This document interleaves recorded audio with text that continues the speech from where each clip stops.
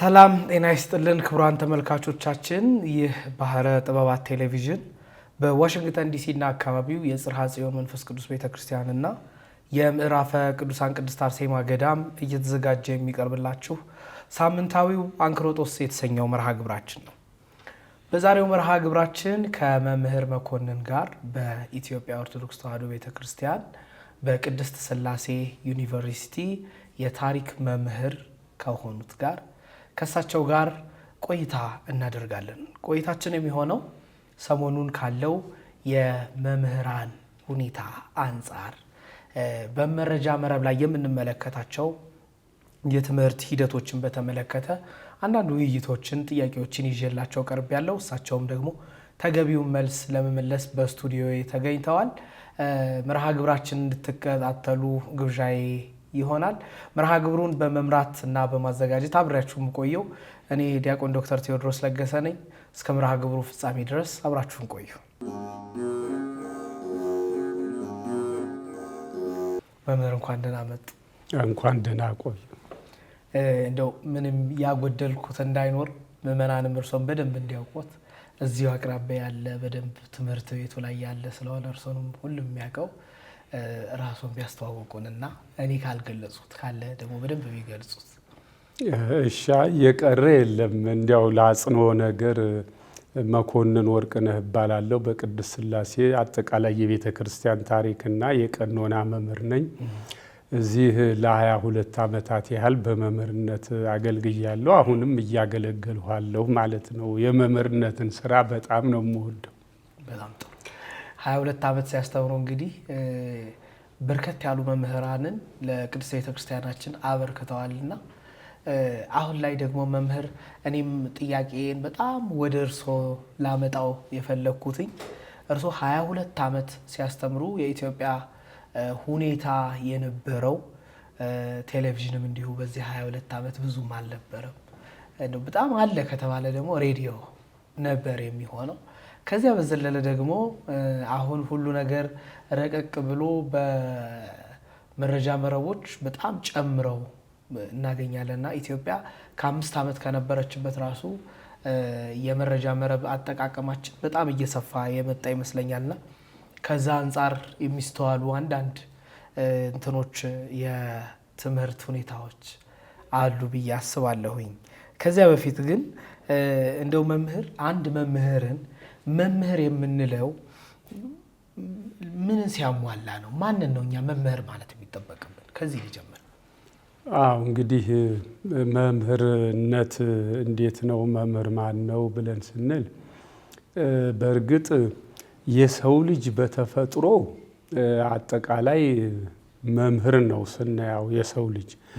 እርግጥ መምህርነቱ እንግዲህ ከሰፊው ተነስቶ እየጠበበ ሂዶ ይህ በተፈጥሮ የተሰጠው ጸጋ ግን በተወሰኑ ልምዶች እንደገና በተወሰኑ እውቀቶችና በተለይ ደግሞ ወደ ሃይማኖት አስተምሮ ወደ ሃይማኖት መምህርነት ስንመጣ ደግሞ በየሃይማኖቶች በየቤተ እምነቶች የተወሰኑ ሕጎች፣ ዶግማዎች፣ ቀኖናዎች ይኖራሉና እንግዲህ መምህር ስንል ወደ አገር ቤት ስንሄድ ወደ አርሶ አደሩ ስንሄድ አርሶ አደሩ ለልጁ ወላጅ እንዴት አርሶ መብላት እንዳለበት፣ መቼ መዝራት እንዳለበት፣ በጥቁር መሬት ላይ ምን አይነት ዘር፣ በቀይ አፈር ላይ ምን አይነት ዘር መዝራት እንዳለበት ያስተምረዋል። እንግዲህ የአርሶ አደር ዩኒቨርሲቲ ገብቶ ተምሮ አይደለም። ግን የሰው ልጅ ሲፈጠር መጀመሪያ ወነፋ ውስጥ ተገጹ መንፈሰ ሕይወት ለአዳም ነው። አዳም ሲፈጠር ከሌሎች እንስሳት በተለየ የሕይወት እስትንፋስ እፍ ስላለበት ምን ሆኗል? ለባዊ ነባቢ ሕያዊ ሆኗል ማለት ነው። እና የሰው ልጅ እንግዲህ መምህር ነው በተፈጥሮ ማለት ነው። ያየውን ነገር ያያል፣ ይመራመራል፣ ያስተውላል፣ የተረዳውን ወደ ትውልድ ያስተላልፋል ማለት ነው። እንስሳት ቤታቸውን ሊያውቁ ይችላሉ በደመ ነፍስ እውቀት።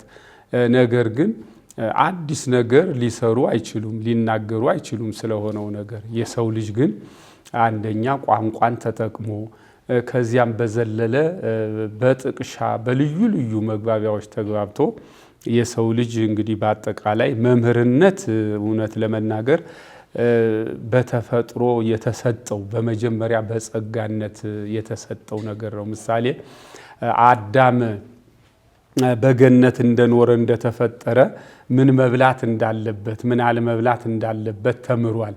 እንግዲህ መማር ካለ ነው መምህርነት የሚመጣ። አዎ መበላይክሙን ትኮበለሰ አሚሃ ሞተ ትመውቱ፣ ይችን በበላችሁ ቀን የሞት ሞትን ትሞታላችሁ። እንግዲህ በገነት ውስጥ አንዷ ዕፀ በለስ እንዳትበላ አዳም እንዲያከብራት የሕግ አምድ ሆና የተቀመጠችው፣ ሌላዋ ደግሞ እንዲበላት የተቀመጠችለት የተፈቀደችለት ነበረች። እሷም ዕፀ ሕይወት ናት። እግዚአብሔር አዳምን ያስተማረው ንቃተ ሕሊና እንደሰጠው የሕይወት እስትንፋሱን መለኮታዊ እስትንፋሱን እፍ እንዳለበት ስለሚያውቅ ነበረ እና አዳምም ተማረ። ሰይጣን መጥቶ ሲጠይቀው ይህን ብሉ ይህን አትብሉ ተብለናል ብሎ ነግሮታል። ስለዚህ አዳም በሚገባ እስከ ሔዋን ተምሯል ማለት ነው። ነገር ግን ምንድነው አምላክ ትሆናላችሁ ሲባል የስልጣን ነገር ስለተነሳ ይህ ስልጣን እንግዲህ የሰው ልጅ የሚያስት ትልቅ ነገር ነው እና እንግዲህ እግዚአብሔር ያስተማረውን እግዚአብሔር የመከረውን በሚገባ ተምሮ አውቆ እያለ ግን ያ የተከለከላችሁትን ብትበሉ አምላክነትን ታገኛላችሁ፣ ስልጣን ሹመት ታገኛላችሁ ሲባል እንግዲህ ከየት ላይ እንደሆነ የሰው ልጅ ስልጣን ወዳድነት ከዚህ የመጣ ይመስለኛል። ምን ይላል ጠቢቡ ሰሎሞን? ሰውን ሰው መግዛቱ ለጉዳቱ ይላል። የሰው ልጅ ሲፈጠር ሰውን ሰው እንዲገዛው አልነበረም፣ ግን ነፃ ሆኖ እንዲኖር ነበረ፣ ገዢው እግዚአብሔር ብቻ እንዲሆን። ነገር ግን የሰው ልጅ ምን ሆነ? ሕግ እየተላለፈ ሲመጣ የግድ የሕግ አምድ በፊቱ ቆመና ጠበንጃ፣ ጥይት፣ ሕግ አስከባሪ ቆመበት ማለት ነው። ይሄ ራሱ ያመጣው ነው። እና አዳም እንግዲህ አዳም ተማረ ማለት ነው። ሳይማሩ መምህር መሆን የለም። አንድ ቅድም እንደጠቀሱት የአርሶ አደር ልጅ አባቱ እንዴት እንደሚያርስ አይቶ ነው የሚያርሰው ጥሩ ገበሬ የሚሆነው። ማለት እንግዲህ ቀይ ጤፍ፣ ነጭ ጤፍ፣ ሰርገኛ ጤፍ ይባላል። የአርሶ አደር ቤት ምሉ ነው እና እንግዲህ አርሶ አደሩ ቤቱ እንዳይጎልበት እንዳይቸገር፣ ረሃብ ጠኔ እንዳይመጣ በገጠር መራብ ውርደት ነው። በገጠር እንግዲህ እኔ ቤተሰቦች አርሶ አደሮች ናቸው እና ወደ ገጠር ስንሄድ ወደ አርሶ አደሩ ቤት መራብ መቸገር ችግር ብቻም አይደለም እንደ ውርደትም ይቆጠራል። እንዲያውም ይላል አርሶ መራብና ተኩሶ መሳት፣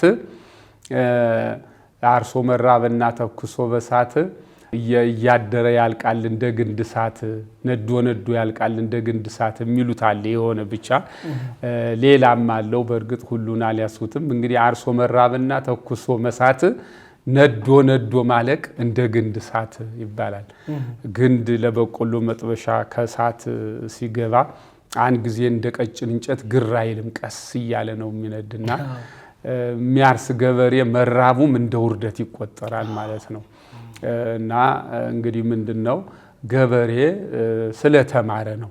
ጥሩ እያጠበብነው ስንመጣ እንግዲህ መምህርነትን ነገሩን ሰብሰብ ለማድረግ አንድ ሰው መምህር ለመሆን መማር አለበት። ይህን ፈሪሳውያን ሰዱቃውያንም እንኳ ኢየሱስ ክርስቶስን እንዲያው በነገር ለመንካት ብለው ይህ ሰው ሳይማር ያስተምራል ብለውታል። ምክንያቱም 5,000 ሕዝብ 10,000 ሕዝብ ይማር ስለነበረ ትምህርቱን ሲያዳምጡት ውሸት ነው እንዳይሉት የሚያስደንቅ ነው። አይ ከንቱ ነው እንዳይሉት በትምህርቱ ተደስቶ የብዙ ገበያ ሕዝብ ተከትሎታል። እና መግቢያ ሲያጡ ወደ የተዱ አይ ሰው ሳይማር ያስተምራል፣ እንዴት ሳይማር ያስተምራል ብለዋል። ይህም እንዲያው ስም ለማጥፋት ነው እንጂ ኢየሱስ ክርስቶስስ በእኛ የትውፊት አስተምህሮ ልክ በሕፃንነቱ ጀምሮ ከመምህረ አይሁድ ሄዶ ተምሯል። እንዲያውም ምን የሚል ትውፊታዊ የቅኔ ቤት አስተምሮ አለን። ሲማር ሄዶ አልፋ ማለት አልፋ ቤት ጊሜል በል ሲለው ምንት ውቱ ትርጓሜሁ፣ ይህ የምትለው ትርጉሙ ምንድን ነው ይለው ነበረ። መምህሩን ሲጠይቀው እንዲበል ሲለው ሲመራው እሱ ራሱም እየመራ አንዳንድ ጊዜም ከባድ ጥያቄ እየጠየቀም ያበሳጨው ነበረ እና አንድ ቀን መምህሩን የበለጠ ያበሳጨው እንግዲህ ረበናት አይሁድ መምህራን አይሁድ እያስተማሩ አብረው ይጽፉ ነበረ እና ይህ ሰው ይህ መምህር ጸሐፊ ነበረ ኢየሱስ ክርስቶስን ያስተምር የነበረ ቀዩን ቀለም ከጥቁሩ ቀለም ደበለቀበት እና ተናዶ በጥፊ መቶታል ይሁን እንጂ መምህራን እንግዲህ ተማሪ ሲያጠፋ መገሰጽ ልምድ ነው ኢየሱስ ክርስቶስም አልቀሰፈውም ያደረገው ነገር የለም ግን ምንድነው ያለው ተረጋግቶ አይ ወደ ነበረው መልሰው ትላለህ እንጂ ለምን ትማታለህ ነው ያለው አሁን መጻጉ በኢየሱስ ክርስቶስ ላይ ያዳነኝ ይህ ነው ብሎ በትልቅ ድፍረት በመታው ጊዜ እጁ ተቃጥላለች እጁ ሽባ ሆናለች ይላል እንግዲህ የቅኔ ቤቱ ትውፊት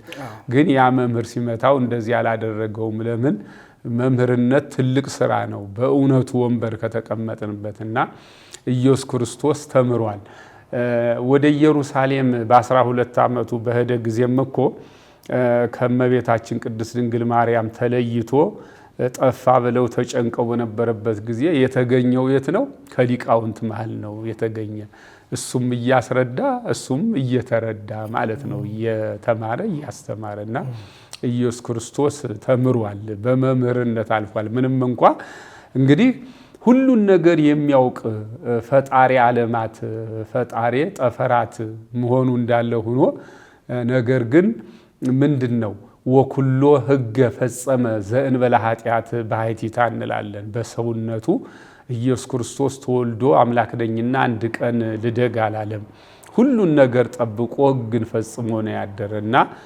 ለአርያ የመምህራንን ክብር ለመግለጽም ሲል ከመምህራን እግር ስር ተምሯል እንግዲህ ምንድነው ይሄ የሆነበት ሁኔታ የመምህርነት ስራ ትልቅ ነገር ነው እርግጥ መምህርነት ደግሞ ምንድነው ብለን ስንል ወም ተረፈ ልብ ይነብባፍ ነው አንድ ሰው ለማስተማር ብዙ ነገር ባይምሮ ማወቅ አለበት በነገራችን ላይ እኛ ልብ ምንለው በእኛ የቤተ ክርስቲያን ወይም በግዕዛችን ልብ የሚለው ብዙ ጊዜ አይምሮን ነው እንዲያብለው የሚጠራውና ወም ተረፈ ልብ ይነብባፍ ስንል ይሄ ልቡን ወይም ደረታችን ላይ ያለውን አካል ሳይሆን አይምሮን ማለት ነው እንግዲህ መምህራን አይምሮአቸው በእውቀት የበለጸገ ምንጭ የሚመነጨው ከመሬት ውስጥ ካለ ሐይቅ በድንጋይ ውስጥ እየሾለከ እያየ ሲወጣ ምንጭ እንደምንለው ሁሉ አንድ ሰው መምህር የሚሆን ሰውም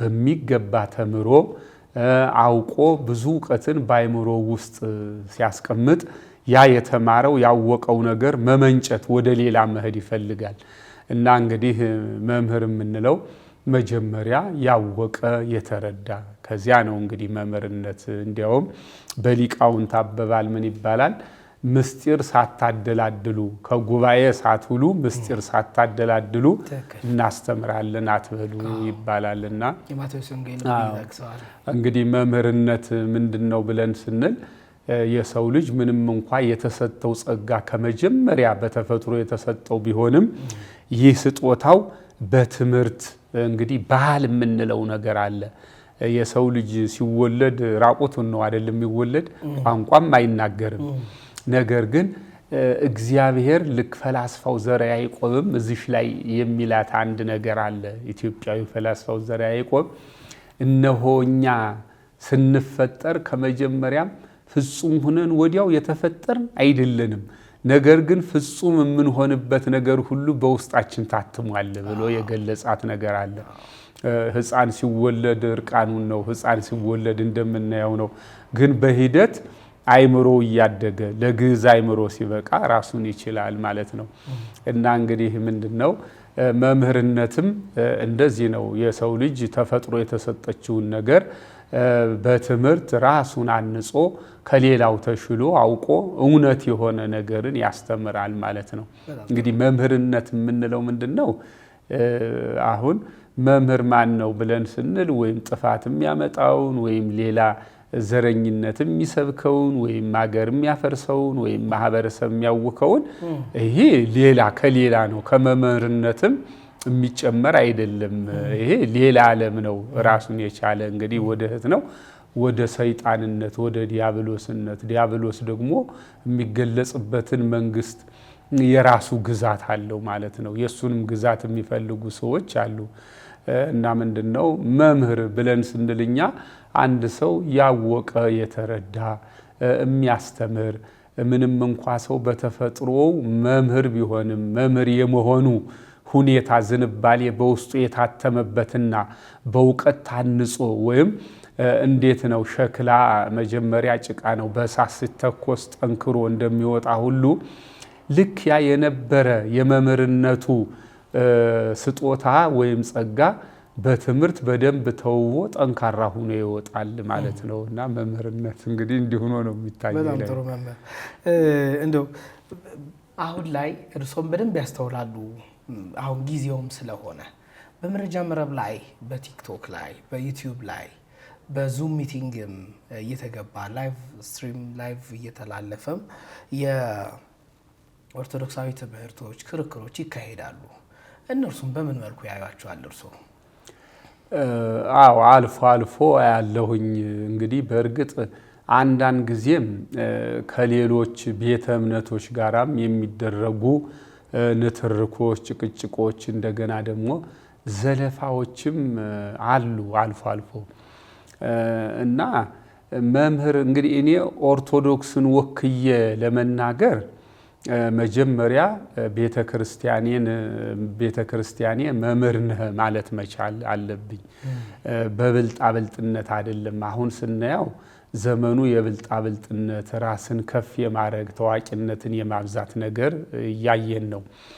ነገር ግን መምህርነት እንደዚህ አይደለም። አባቶቻችን የሚከተሉትን ነገር ያለፉ መምህራንን ስናይ 60 ዓመት አስተምረው አሁንም ገና ምንም እንዳልሰሩ ሆነው ለማስተማር በትልቅ ወኔ ጉባኤያቸው ላይ እናያቸዋለን ማለት ነው። እና ሰው የበለጠ ባወቀ ቁጥር ትሁት እየሆነ ነው የሚሄድ እና መምህራን ምንድነው ምን ያውቃሉ ሲባሉ አይ ምን አውቃለሁ እንግዲህ ፈላስፋ የፍልስፍና መምህር የምንለውን ግሪካዊውን ሶቅራጥስን ብዙ ያለም ሕዝብ ያደንቀው በምንድነው ምን ታውቃለህ ሲሉት እኔ የማውቅ አለማወቄን ነው። ምናልባት ይህም የሶቅራጥስ ላይሆን ይችላል፣ ያንዱ ትሁት መምህር አበባል ሊሆን ይችላል። ምክንያቱም መምህራን ይናገራሉ እንጂ የተናገሩት ነገር በእነሱ ስም እንዲቀመጥ አይፈልጉም ማለት ነው። አሁን በእኛ ቤተ ክርስቲያን እጅግ ብዙ የሆነ የድርሰት ማዕበል አለ። አሁን በእኛ ቤተ ክርስቲያን የተደረሰ የተጻፈ ብዙ ስራ የሰሩ መምህራን አሉ እና ያን መጽሐፍ ገሌ ጻፈው ገሌ እንዲያደረገው የሚባል ነገር አይታይም። ምክንያቱም አባቶቻችን ትሁቶች ናቸው። እንዳሁኑ ልክ እንደምናየው አንድ ነገር ሲገኝ ወደ ምንድነው ወደ መረጃ መረብ ይዞ ወጦ ራስን አጉልቶ እኔ ሊቅ ነኝ እኔ ያውቃለሁ እኔ እንድነኝ ወደሚባለው ነገር አይሄዱም። ምክንያቱም በተለይ በቤተ ክርስቲያን አስተምህሮ እንግዲህ ባይበዛም አልፌበታለሁ እኔ ማለት ነው። እንግዲህ የእግዚአብሔር ፈቃድ ሆኖም እዚህ መምህር ሁኛለሁ እና አንድ መመሪያ አለ በቤተ ክርስቲያን ትምህርት ቤት ውስጥ እንግዲህ በሌላው ዓለም በእንግሊዝኛው ስኩል ተውት ብለው የሚሉት የሚጠሩት አለ። በእኛም አለ በቤተ ክርስቲያን አስተምህሮ ትልቁ ትሕትና ነው እና ይህን ትሕትናም ደግሞ ተደጋግሞ የሚባለው እስመ በትሕትና ረከበ ልዕልና ዘውእቱ ሚካኤል ዘነጽሖ ለቡ የህሊና የሚለው ወይም ይህን ቃል እስመ በትሕትና ረከበ ልዕልና እንግዲህ ከይሁዳ ላይ ያለ ቃል ነው። እስመ በትሕትና ረከበ ልዕልና የሚለው እንግዲህ ቅዱስ ያሬድ ዘውቱ ሚካኤል ዘነጽሖ ለቡ የህሊና የሚለውን ሊቃውን ጨምረውበታል። እንግዲህ ምንጩ መጽሐፍ ቅዱስ ነውና እንግዲህ የሙሴን አካል ሰይጣን ሊወስደው በተደፋፈረ ጊዜ ዲያብሎስ ሊወስደው በተደፋፈረ ጊዜ እግዚአብሔር ይገስጽህ አለው እንጂ ሌላ የስድብ ቃል አልተናገረውም ይላል እና በዚህም ምን ይባላል? ቅዱስ ሚካኤል እስመ በቲትና ረከበ ሊልና ተብሏል ማለት ነው። እና በቤተ ክርስቲያን ትልቁ ነገር ትሕትና ነው። አሁን ገዳም እንላለን። ብዙ ሰው ይህን ዓለም ትቶ ወደ ገዳም ይሄዳል። ለምንድን ነው ወደ ገዳም የሚሄደው? በእውነት በገዳም ውስጥ እኔ አሁን የቅርብ ጊዜ መረጃ የለኝም፣ ዳታዬ ወይም ማስረጃ የቆየ ሊሆን ይችላል። ምናልባት እኔ ወደ 30 ዓመት ወደ ኋላ 40 ዓመት ወደ ኋላ ሄጄ ያየሁትን ሳይ ግን ገዳም ምንድነው? አትህት ወርስ ራስን የመካድ ብዙ አውቆ እንዳላወቁ ልክ አንሰ እፄ ዋኮ ሰብ ምኑን በሀበሰብ ወትሁት በውስተ ሕዝብ እንደሚለው ራስን ሰው ትሁት ነኝ ምን ነገር አለኝ የሚል እውነት ለመናገር ምንስ ነገር አለን እኛ? አሁን እኮ የለበስነው ልብስ የኛ ይመስለናል። እግዚአብሔር እኮ በጸጋ ሰጥቶን እሱ ካስቀመጠው ነገር ሰርተን የለበስነው ነው። ይሄ ደግሞ ስናየው አንድ እናት ምግብ ሰርታ አዘጋጅታ ለምትወደው ልጇ ምግብ እዚህ ያለልህ አውርደህ ብላ እንደምትለው ማለት ነው። እንግዲህ ግብር ነው የኛ። ግን እግዚአብሔር ይህን ዓለም መሃባልቦ ሀበቦ ነው፣ ካለመኖር ወደ መኖር ነው ያመጣውና የሰው ልጅ ካለመኖር ምን ያመጣው ነገር አለ?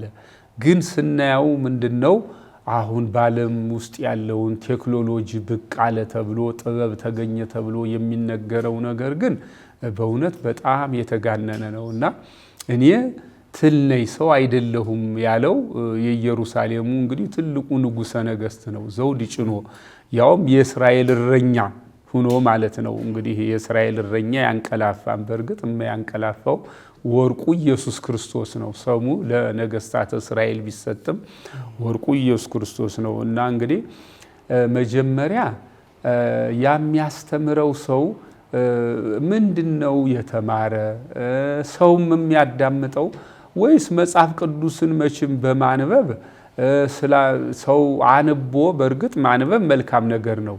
ግን ማንበብ ብቻውን ጥሩ ሰው ወይም ብቁ ሰው አያረግም። ለዚህ ደግሞ መጽሐፍ ቅዱሳዊ ማስረጃ አለ።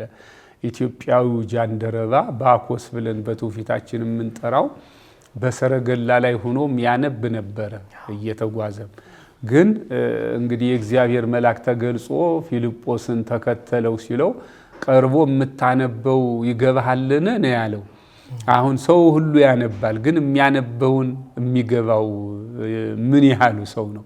አሁን እኮ ብዙ ሰዎች መጽሐፍ ቅዱስን ያነባሉ፣ ግን የገባን ስለመሰላቸው ብዙ ሰው በጣም እየፈነጩ እንጣት እየዘለሉ ራሳቸው ስተው ሰው የሚያስቱ አሉ። ተየትም ጉባኤ ተምረው አይደለም፣ ከመምህራን እግር ስር ከመምህራን ጉያ ስር ተገንተው አይደለም። ግን ምንድነው መጽሐፍ ቅዱስን አነበቡና ትንሽ ታሪክ ስለያዙ ያን እንደምን አድርገው ቆጠሩት፣ እንዳወቁት አድርገው ስለቆጠሩት እንግዲህ ትልቅ መጮጫህ የምናየው በየፈርማታው በየቦታው በየአዳራሹ ያለውን ጩኸት የምናየው ምንድነው? እንደዚች አይነት ምንም በግል በማንበብ ነው። ደግሞ አባቶቻችን ግን እኛን ያስተማሩን እንደዚህ አይደለም። ማንበብ ጥሩ ቢሆንም ብቻውን ግን ለመምህርነት አያበቃም። ለዚህ ቅድም እንደጠቀሱት ኢትዮጵያዊ ጃንደረባ የምታነበው ይገባሃልን ሲለው ምንድነው ያለ? አይ ያለ መምህር እንዴት ይገባኛል ነው ያለ። ስለዚህ አሁን አዎ ይገባኛል ቢል ኑሮ እንዳሁኑ እንደኛው ትውልድ እንግዲህ አወቀ ማለት ነው። ምን ይላሉ አባቶቻችን? እንግዲህ ተከብሮ ያደርጋል ደንቆሮ፣ መጠየቅ ያደርጋል ሊቅ ይባላል። አንድ ሰው አውቃለሁ እያለ ሊጠይቅ አይችልም። በቃ ይጠየቃል እንጂ አውቃለሁ ከሆነ የሚጠብቀው መጠየቅ እንጂ ራሱ ይጠይቅ ዘንድ አይችልም። ስለዚህ ኢትዮጵያዊ ጃንደረባ ምን አለ? እንደ ልቡ ይጠይቅ ዘንድ መምህር ሳይኖረኝ እንዴት ይገባኛል አለ። እናም ከዚያም እንግዲህ ለፊልጶስ ለቅዱስ ፊልጶስ ያቀረበውን ነገር ስናይ በጣም ማራኪ ነገር ነው። ነቢዩ ስለማን ተናገረ አለ። እሱም ደግሞ ለተጠየቀው ግሩም የሆነ መልስ ሰጠው። ይህ እኮ ስለ ነቢዩም አይደለም ስለ መሲሁ ነው የተባለው ሁሉ ተፈጽሟል አለ። እና በዚህ እንግዲህ በመጠየቁ ምን ሆነ? እጅግ በጣም ተደሰተ። ደስታውንም በወሬ ብቻ አይደለም፣ ደስታውንም በተግባር ገለጸው ማለት ነው። ታዲያ ሁሉ ከተፈጸመ ካለቀ ከመጣ ግን እጠመቅ ዘንድ የሚከለክለኝ ምን ነገር አለ ብሎ አለ። ምንም ከልካይ የለውም፣ ተጠመቀ ማለት ነው። እና እንግዲህ ክርስትናን ወይም እምነትን እውቀትን በተግባር መግለጽ ማለት እንደዚህ ነው ማለት ነው። እና እንግዲህ አሁን ብዙ ጊዜ በቴሌቪዥኑ በዚህ በመረጃ መረብ የሚሯሯጠውን ስናይ ምንድነው ብዙ ጊዜ እንደ ጥሎ ማለፍ አይነት ነው። እንግዲህ የኢትዮጵያ ኦርቶዶክስ ቤተክርስቲያን መምህራኑ በእውነት አልወጡም፣ ገና ናቸው ነው ብዬን የማመን ማለት የአብነት መምህራን በጉባኤ ቤት ያሉት ሲናገሩ ወይረድ ከመጠል ነቢቤ ወከመ ዝናብ ውስተ ገራኢታው ሲናገሩ ቀስ ብለው ልክ ብልጣብልጥነቱ ስለሌለ ቀስ ብለው በትሕትና ስለሚናገሩ እንግዲህ ለአሁኑ ትውልድ ይስማማሉ ወይስ አይስማሙም? አይ እውነት እውነት ናት፣ እውነት አትለወጥምና አሁን ትልቁ ችግር ምንድነው? አሁን የናንተ ባህረ ጥበብ ቴሌቪዥን ጥሩ ጅምር ነው፣ በጣም መልካም ነው። እንግዲህ እዚህ ስቱዲዮ አዘጋጅታችሁ ነገር ግን ደግሞ እንዲያው መምህራኑ ባሉበት ትልቅ ስራ የሰሩ በየቦታው አሉ ማለት ነው። እንግዲህ ትምህርት የሚሆነን ትልቅ ማስረጃ የሚሆነን የነሱ ትምህርት ነው። ሌላው ግን በብልጣብልጥነት የምናየው አሁን ስብከትም ወደ ሸቀጥነት እየተቀየረ ነው። አጠቃላይ ወደ ጥሎ ማለፉ በሁለት አይነት ነው። አንደኛ አዋቂ ነው ለመባል ጥሎ የማለፍ ሁኔታ፣ ሁለተኛ በገንዘብ በኢኮኖሚ ጥሎ የማለፍ ሁኔታ። ይህ ከሆነ ደግሞ መንፈስ ቅዱስ አይኖርም ማለት ነው። በእኛ ቤተ ክርስቲያን እንግዲህ መሪው ሁሉን ነገር የሚያደርገው መንፈስ ቅዱስ ነው የምንል ማለት ነው። እንግዲህ አንድ ሰው ራሱ የሚሰራውን ስራ ይሞክራል። ከዚያ በተረፈ እንግዲህ እግዚአብሔር ይረዳኛል፣ ያግዘኛል። ልክ ኢትዮጵያዊው ታላቅ ሊቅ አባ ጊዮርጊስ እንዳለው ወመን ይሆርኩ ውስተ ጽልመት እግዚአብሔር ያበርህ ሊተ እንዳለው። አው የሰው ልጅ እንግዲህ ወደ ቀኝም ወደ ግራም ወደ አራቱ አቅጣጫ ይሄዳል። ሰው ቁጭ ብሎ እንዲበላ የተፈቀደለት ፍጡር አይደለም። ስናየው አሁን መኪና ስለመጣ ቁጭ ብለን እንሄዳለን። ብዙ ነገር ቁጭ እንድንል እያደረገን ነው እና ይህም ደግሞ በጤንነታችን ላይ ችግር አመጣል። ለምን? ከስነ ተፈጥሯችን ጋራ የተቃረነ ስራ ስለሰራን ማለት ነው። እንግዲህ ካንሰሩ በዚህ መጣ ምን የሚባለው ብዙ የሚያስፈራራ ነገር አለ። የሰው ልጅ እንደ ንብና እንደ ሸረሪት ነው በግብር በተፈጥሮ ባይመስልም ሰው በግብር ግን የሰው ልጅ ሸረሪትንና ንብን ይመስላቸዋል። ሸረሪት ማትለብሰውን ድር ስታደራ ትኖራለች። አትለብሰውም እኮ ልብስም የላትም። እንደገና ማርም በልታ ንብም በልታ ማትጨርሰውን ማር ትሰራለች። ትንሽ ነው። ምናልባት አንድ ስኒም እኮ በቀን አይበሉም ንቦች ራሳቸው የሰሩትን። ግን ያን ሁሉ የሚሰሩት ለማን ነው? ስራ ገንዘባቸው ስለሆነ ማለት ነውና ሰው መስራት አለበት። እንግዲህ ነገር አሰፋው እንጂ አሁን የሚናገሩት መምህራን ሁሉ ቤተክርስቲያን በተለይ ቴሌቪዥኗም አሁን አለ እኛ የሚናገሩትን ሰዎች እነገሌ ያን ነገር ለመናገር ኦርቶዶክሳዊ መልስም ለመስጠት የሚናገሩትን ነገርም ለማለት እኛ ሰዎች እንግዲህ በቴሌቪዥን በተለይ ቴሌቪዥኑ መመሪያ መስጠት መቻል አለበት። ያ በእርግጥ ኦርቶዶክሳዊት ቤተክርስቲያንን ወክሎ መናገሩ መልካም ነው፣ ግን አድራሻ ያስፈልገዋል። ይሄ አድራሻ ጉዳይ ኢየሱስ ክርስቶስንም ደቀ መዛሙርቱ ምን ብለውታል? አንድ ሰው ስላንተ ያስተምራል፣ በአንተ ስምም ታምራትን ሲያደርግ አይተነዋል። ነገር ግን ከኛ ወገን ስላልሆነ አታድርግ ብለን ገሰጽ ነው አሉት። አይ በእኔ ስም እየሰራ እኔን የሚቃወም የለም ተውት ይስራ አለ። ጥሩ እንግዲህ ይህ ቃል ወደ እነሱ አመጡት፣ ደመሩት ማለት ነው።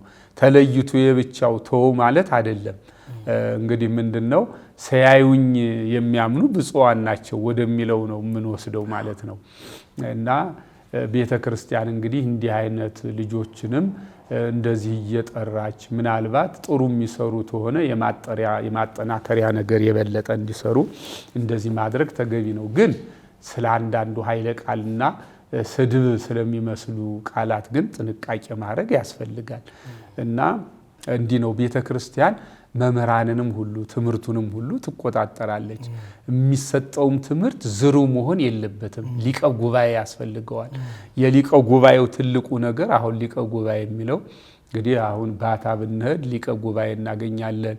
ሌላም በየታላላቅ የአብነት ትምህርት ቤቶች ምኖች አሉ ሊቀ ጉባኤያን አሉና እንግዲህ ሊቃነ ጉባኤ አሉ። እነዚህ ምንድነው አንድ ሰው የሚሰጠውን ትምህርት መቆጣጠር መከታተል ነው። አንዳንድ ጊዜ ሰባኪው ዳጸ ልሳን ሊገጥመው ይችላል። አሬዎስ አልሁ ብሎ አትናቴዎስ ሊል ይችል ይሆናልና ያን አይቶ እዚህ ላይ እንዲህ ብለሃል መምህር ብሎ ነግሮት አሳስቦት ያን እንደገና ዳጸ ልሳኑን ማረም እንዲችል ማለት ነው። እና አሁን ምንድነው በእኛ ቤተክርስቲያን አንድ ያየሁት ነገር አንድ ሲመጣ አንድን ሰው ምንድነው ጀርባው እንዴት ነው የመጣ አንለውም። ወይም የቃላቱን አደራደር የነገሩን አሰካክ ሰው ይከተለዋል ወይም አይከተለውም የሚለውን ነው እንጂ የምናይ ይሄ ሰው ከማን ነው የተማረ የትምህርት ችሎታው እንዴት ነው በየት አድርጎ መጣም ይባላል። በእርግጥ እንግዲህ መምህር ነው የሚል ማስረጃ የለውም ማለት አንችልም። እኔ እንዲያውም እዚህ ላይ ወደፊትም በሰፊው ልሰሩበት ትችላላችሁ። እኔ የማነሳው ማንም ሰው ሂዶ የቅኔ ቤት እንደው ቅኔ ቤቱንም ረግጦት የማያውቅ ሰው የቅኔ መምህር የሚል ማስረጃ ሊኖረው ይችላል። ይህንንም በተለያየ ነገር ሊያገኘው ይችላል። አንደኛው እንግዲህ መምህራን ይህን የሚያዳምጡኝ ካሉ የኛ ሊቃውንት ጠጋ ይሉና አንዳንድ ጮሌ ሰዎች እባክዎት እንጀራ ልብራበት ልቀጠርበት አባቴ እንዳልቸገር ሲሏቸው የረሃብ ነገር ከባድ ነውና ራሳቸው ሊቃውንቱ የቅኔ መምህር ያልሆነውን የመጽሐፍ መምህር ያልሆነውን የድጓ መምህር ያልሆነውን በእርግጥ በሐሰት የድጓ መምህር የሚል ማስረጃ መያዝ ከባድ ነው፣ መምራት አለበት። የቅኔ መምህር የመጽሐፍ መምህር ነኝ ብሎ ማታለል ይቻል ይሆናል። የድጓ መምህር ነኝ ማለት ግን ከባድ ነው። ያው እዚያው ላይ ርህስ ሲባል ወይም ዋይ ሲባል ዋና የማይችል ሰው ወደ ባህር እንደመግባት ማለት ነው። ድጓ የማያውቅ ሰው የድጓ መምህር ነኝ ብሎ ሰርተፊኬት ይዞ መድና ብዙ አናገኝም እንደዚህ ከባድ ስለሆነ። ግን የቅኔ መምህር የመጽሐፍ መምህር የሚል ግን አለ በብዛትና ሊቃውንት ይህን ማድረግ የለባቸውም። ይሄ እኮ የማን መስመር ነው? የነ ቅዱስ ያሬድ መስመር ነው። እንግዲህ ከሱ ቀጥለው የቅዱስ ያሬድ የቀለም ልጆቹ እየወረደ መጥቶ ነው እኮ እዚህ የደረሰ ከሌላ መጥቶ አይደለም። እሱ መጠበቅ አለበት። ሌላው ደግሞ ምንድነው የተሰሳተ የተጨበረበረ እንግዲህ በእንግሊዝኛው በተለምዶ ፎርጅድ የምንለው እሱንም የያዘና ያ ይጠፋል ማለት አይደለም። ሆኖም ግን ቤተክርስቲያኗ ሁሉንም አይታ ልጆቿን ማወቅ መቻል አለባት። ልጆቿን እኔ እዚህ ላይ እንግዲህ ቤተክርስቲያኗ ብየስል እንዲው አስተዳድሩን ማለት ነው እንጂ ቤተክርስቲያኗ የምትስተው ነገር አለ እንከን አላት ማለት አይደለም። ሁሉም ነገር አባቶቻችን እንግዲህ ሊቃውንት ሁሉንም ሰርተውልን የምንጸልየውን ጸሎት የምንቀድሰውን ቅዳሴ የምናዜማውን ዜማ የምንተነትነውን ትንተና ሁሉ ሰርተውልን አልፈዋል። እውነት ለመናገር እኛ በተርላ በደስታ እንድናልፍ ነው ያደረጉልን ማለት ይቻላል። የበለሷን ፍሬ ጥሩ አድርገው አመቻችተው ትተውልን የሄዱ ግን እኛ ይችን የበለስ ፍሬዋን እየበላን ግን በለሷን አልጠበቅናት። እውነት ለመናገር ቤተክርስቲያናችን እኮ ከስንት ትቢያ አንስተው አንድን ሰው ከወደቀበት አንስተው ምንም ከሌለበት እንዲያውም አንዳንዱ ሳይማር በሌለው ነገር ዝም ብላ አንስተው ግን ዙሮ ያነሳችውን ትልቅ ክብር የሰጠችውን ካባ ያለበሰችው ሰው ሊያጠፋት መዶሻ ሲመዝባት ሰይፍ ሲመዝባት እናያለን። ይሄ በእውነት ትልቅ የይሁዳ የግብር ልጅ መሆን ነው። እንግዲህ ዘይሴሰይ እክሌ አንሳ ሰኮናሁ ላይ የምንለው እንጀራዬን የበላ የረግጠኝ ዘንድ እግሩን አነሳብኝ የሚለው ይሄ ስለ ይሁዳ የተነገረ ነው። ጌታ ይሁዳን እግሩን አጥቦታል፣ አብሮም መግቦታል። ግን በታጠበ እግሩ እየሮጠ ነው የሄደ ምን ለማድረግ ጸራውያን አይሁድን ለማምጣት ማለት ነውና በእውነት ልብ ማለት መቻል አለብን። የቆምንበትን መስመር እያንዳንዱ እንደሚመስለኝ አንድ ሰው በአንድ ተቋም ላይ ወይም በቤተ ክርስቲያኗ ተቋም ላይ ያለን ሁሉ ራሳችንን ከተቋሙ ጋር ያዋሃር ነው አይመስለኝም። እኔ ግለሰብ አድርጌ ራሴን ነው ማይ። እርግጥ ግለሰብ ነኝ፣ ለልጆቼ አባት ነኝ፣ ለባለቤቴ ባል ነኝ። ወደ ክፍል ስገባ ደግሞ መምህር ነኝ። ግን ክፍል ውስጥ ስገባ ግን የምወክለው ተቋሙን ነው እና ማንኛውም ሰው በተለይ የቆመበትን ተቋም ልብ ቢል ቢፈትሽ ጥሩ ነው። እንግዲህ ለሙሴ የተሰጠው ተግሳጽ መመሪያ እዚህ ላይ ይሰራል። የቆምህባት መሬት የተቀደሰች ናትና ጫማህን አውልቅ የሚለው እና ብዙዎቻችን ገና ጫማ አለዋለቅንም። የዘረኝነት ጫማ አለዋለቅንም። የመንደርተኝነት ጫማ አለዋለቅንም። በጥቅም የመተሳሰር አለ። እውነት ለመናገር እንግዲህ አሁን ሌላም ዘረኝነት አለ። የመንደርተኝነትም የዘረኝነትም የጎሰኝነትም ብቻም አይደለም። የጥቅምም ዘረኝነት አለ፣ የቆብም ዘረኝነት አለ። ማለት አይ ጥቁር ራሱን አታስገባው እንደዚህ አድርገህ የማለት ይህን እንግዲህ የሚሰሙ ካሉ እንዲያውም ይህ መልእክቴ እንዲደርስ ነው። እኛ ቅዱስ ቤተ ክርስቲያን እንተ ላዕለ ኩሉ ጉባኤ ዘሐዋርያት የምትባል ሁላችንንም እኮ ሴቷን በ80 ቀን ወንዱን በ40 ቀን ከአብራ ከመንፈስ ቅዱስ ከማይጸነ ዮርዳኖስ ተወልደናል። ሁሉም እኮ እኩል ነን። እንዲያው ሌላው ይቅርና ብፁዓን ሊቃነ ጳጳሳት አሉ፣ ቅዱስ ፔትርያርኩም እኮ አሉ። አሁን ጥምቀቱም ቁርባኑም እኮ እኩል ነው። እነሱን ግን ጠብር ገፍ ብለን እናከብራቸዋለን። እነማንን? ቅዱስ ፔትርያርኩን ብፁዓን ሊቃነ ጳጳሳትን። ለምንድን ነው የምናከብራቸው? ለአገልግሎት ስለተሾሙ ነው። ይህ ነው ልዩነቱ። ስለዚህ ለአገልግሎት መሾም እንዲህ ትልቅ ክብር የሚያሰጥ ከሆነ አንድ ሰው የቆመበትን መሬት ማየት አለበት። እንግዲህ እኔ እንደዚህ ጠንከር ብዬ የምናገር ካስተማርኋቸው መካከል ወደ 8 የሚጠጉ ወደ ጵጵስናው መንበር የመጡ አሉ እና እኔ ሳስተምርም ብዙ ጊዜ ተማሪዎችን ሳሰለጥን ዛሬ በተማሪነታቸው ብቻ አይቻ አይደለም ማለት እንዲያውም ብዙ የማየው ምንድነው እኔ እዚህ ተማሪ ነበርሁኝ አንድ ወቅት፣ አሁን መምህር ሁኛለሁ። ስለዚህ ሳስተምር ነገ መምህር እንደሚሆኑ፣ ነገ ሊቃነ ጳጳሳት እንደሚሆኑ፣ ነገ ፔትርያርክ እንደሚሆኑ የኛ የቤተ ክርስቲያን ጉለት ችግሩ የት ላይ እንደሆነ እድል ከሰጣቸው የቤተ ክርስቲያኗ ዕጣ ፈንታ በእጃቸው ላይ ከወደቀች ያን እንዲያስተካክሉ ነው ብዙ ጊዜ ምመስለው። እንግዲህ ጀነራል ቸርችስ ነው ማስተምር። ግብጽ ላለው፣ ፍልስጤም ላለው፣ ግሪክ ላለው፣ ሮም ላለው አያሞቀኝም ብዙ መጨረሻ ጎትቼ የማመጣው ወደኛ ነው ማለት ነውና እንግዲህ አሁን ያሉት መምህራን በተለይ ቤተ ክርስቲያን እነማን እንደሆኑ ማየት መቻል አለባት። በተለይ ቴሌቪዥኑ አሁን መኖሩ ትልቅ እድል ነው። ቤተ ክርስቲያኗ ግን የተዋጣለትና ችግር በደንብ አድርጎ የሚፈታ ችግሩን እንዲያው ከስሩ የሚሽር ፕሮግራም ግን ገና ተጀመረ ብዬ መደምደም አልችልም። ጅምሩ መልካም ነው። መልካም ጅምር ወደ ፍጻሜ ይቀርባል ይባላል። ግን የኛ አባቶችም አስተምሮ አለ። ምን የሚለው ቅንኡ ለእንተ ታቢ ጸጋ ይላል።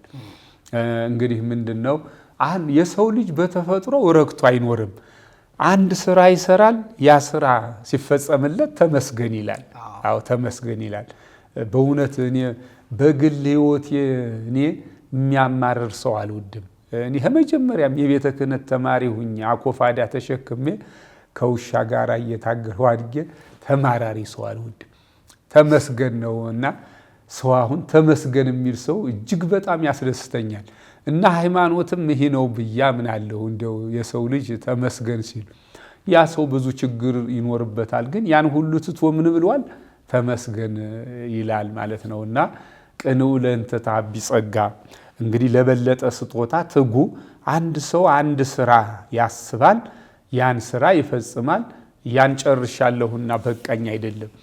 ወደ ሃይማኖታችንም እኮ ስንመጣ ማዕረጋት ስንት ናቸው? 10 ናቸው አይደለ? እንግዲህ አንዱን ጨርሶ ወደ ሌላ እውነት ለመናገር እኛ እንግዲህ ከአንዱም ስላልደረስን ነው እንጂ 10ሩ ላይ ብንደርስም ኑሮ ያም አይበቃንም ነበር። ሌላም 11ኛ መፍጠር የምንችል ነበር ማለት ነው። ግን ስላልደረስንበት ነው። እና ምንድነው ቤተ ክርስቲያን አንድ ስራ መጀመሩ መልካም ነው። ነገር ግን ለበለጠ ሁልጊዜ ለበለጠ እንግዲህ ይሄ ምንድነው ቴክኖክራፍት ወይም ቴክኖሎጂ የምንለው ነገር እኔ ለመጀመሪያ ጊዜ ያየኋት መኪና በዳገት አቋርጣ መጣ ፈረንጅ እየነዳት ላንድ ሮቨር የምትባል መኪና ናት። እንግዲህ ምናልባት የዛሬ 40 ዓመት 45 ዓመት ሊሆን ይችላል። አሁን ያቺ መኪና እስካሁን ሌላ ስላላየው ባይምሮ የቀርጬ ይዣታለሁ። ቀለሟንም ሹፌሯንም ሌላው ቀርቶ ያጤ ሰው የነበረውንም ሲጋራ ቀለሙ ጠቆር ያለ ነው። ያማይረሳኝም እና ምንድነው ከዚያ ጊዜ ጀምሮ መኪና እንኳን እንዴት እንደተቀየረ አይተናል። እያለ ሄዶ ብቻውን የሚሄድ ሆኖ መጣ አይደለ? በዚህም ላይ ቆም ይችላል። እንግዲህ ይሄ ሰው እንዲህ በማድረጉ ኃጢአተኛ ነው አንለውም። ይሄ ስጦታው ነው በጸጋ የተሰጠው። ቅንኡ ለእንተ ተሐቢ ጸጋ። ሁልጊዜ ሰው አንስራ ይሰራል። ይሄ በቃይ ከእንግዲህ አይልም፣ የበለጠ ይተጋልና የኛም ቤተ ክርስቲያን ብዙ ሊቃውንት አሉ፣ ብዙ የሚሰሩ አሉ። ግን ለበለጠ መትጋት አለብን። እንዲያውም እኔስ እንደሰነፍን አርጌ ነው አሁን የኢትዮጵያ ኦርቶዶክስ ቤተክርስቲያን መምህራንም ሆን አገልጋዮችም ሆን አጠቃላይ ሁላችንም ከላይ እስከታች ያለን ቤተ ካህናት ሰንፈናል ነው የምንል። መንጎቻችንን በደንብ አልጠበቅንም። እንግዲህ ምንድነው ይህን ምልህ አሁን ሌላው ቤተ ሃይማኖት ከኢትዮጵያ ኦርቶዶክስ ቤተክርስቲያን ሰርቄ ከ20 ሚሊዮን በላይ ሁኛለሁ ብሎ ሲያውጅ ሰምቻለሁ። እንደገና አንድ ጸሐፊም ሉተራንስ ኢን ዘ ሰርድ ወርልድ በሚለው መጽሐፉ እንዲህ አይነት ያስቀመጠው ቁጥር አለ። ሌሎቹ ደግሞ ከ400 ዓመት በፊት ገብተው ወደኛ ከኦርቶዶክሳዊ ቤተክርስቲያን የሚለዩ 70 ሺህ ብቻ ሆነው ያልበዙ አሉ። እና ምንድነው እኛ መንጎቻችንን ብንጠብቅ ኑሮ ተክተን በልዩ ልዩ ያጠባበቅ ስልት ማንም እየመጣ መንጎቻችንን ባልወሰደ ነበርና እኔ አሁን ይህን ፕሮግራም የሚያዳምጡኝም ሰዎች ሁሉ በጣም ተጋን አንልም፣ ሰንፈናል፣ ብዙ መንጋ ሰርቀናል። የበለጠ ደግሞ ብፁዓን ሊቃነ ጳጳሳት ይህን ልብ ብለው በየሀገረ ስብከታቸው ምን ያህል ምእመን አለ። አሁን ለእኔ አንድ ሰው በኢትዮጵያ ኦርቶዶክስ ቤተክርስቲያን ኦርቶዶክሳዊ ተከታይ የሆነ ሰው አለ። ግን በአንድ ወቅት ወደ ሌላ እምነት ሄዶ ሊጠፋ ይችላል። አሁን እዚህ ሄዶ አልሞቀው ሲል ደግሞ ተመልሶ ይመጣል።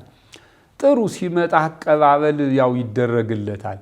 እና ብዙ ጊዜ አሁን እኛ የምናረግ መጀመሪያ የኛ የነበረው ከዚህ ሄደ ሲመለስ ያ ወደ ቤቱ መጀመሪያም ቤቱ ነበር፣ ሌላ ቤት ሲያጣ መግቢያ ሲያጣ ተመልሶ ሲመጣ ያም የመጣኛ ሰብከ ነው አይደለም፣ በራሱ ሁኔታ ነው። ያን እንደ ስኬት እንቆጥረዋለን አንዳንድ ጊዜ እና እኔ ግን እንደ ስኬት አልቆጥረውም። ገና ብዙ ስራ አልሰራንም እውነት ለመናገር እና መቆጣጠር አለብን። እንግዲህ ትልቁ ይሄ የሚዲያው ስለሆነ የሚያስተምሩ ሰው ሙከራው ጥሩ ነው፣ ግን እኒያን ሰዎች የበለጠ ለማሰራት ቤተክርስቲያን መቅረብ መቻል አለባት። ልጆቿ ናቸው ወይስ አይደሉም? ካልሆኑም እንኳ ባይሆኑም እንኳ ቤተክርስቲያኗን የሚጎዳ ቃል ካልተናገሩ፣ እንደገና የዶግማ ጥሰት፣ የቀኖና ጥሰት፣ ድፍረት፣ ቅስጥ ከሌለበት እኒያን ልጆቼ ናችሁ ብላ ብትል ምንም ችግር የለውም።